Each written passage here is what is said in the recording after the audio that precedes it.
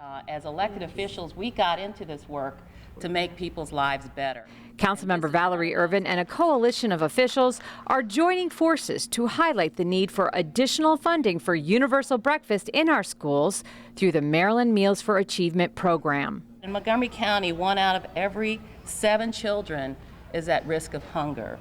And over the last 3 academic years, the number of children qualifying for free and reduced meals has increased more than 25%, with more than 47,000 children now falling below 185% of the federal poverty level.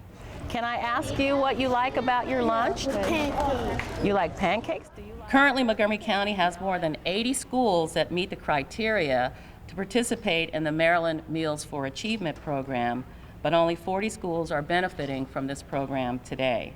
When we think about what happened in Newtown, Connecticut, it has forced us to think about the safety of our children.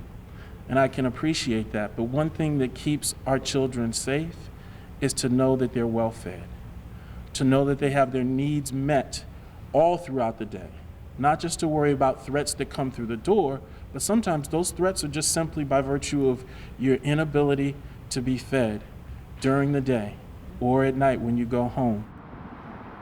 The event was held at Roscoe Nix Elementary School in Silver Spring, where close to 70% of the students participate in the free breakfast program. Experts agree a nutritious meal is the most immediate and cost-effective way to improve a child's health and performance in the classroom. These are all our children, that this is our first task. Caring for our children, it's our first job. And if we don't get that right, we don't get anything right. And that is, as a society, how we will be judged.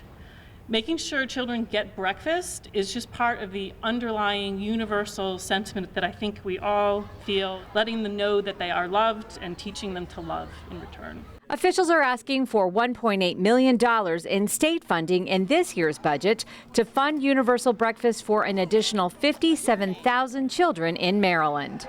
Bye-bye, everybody. Thank you. In Silver Spring, I'm Susan Kennedy for County Report This Week. Well, have fun at Christmas, okay? Okay.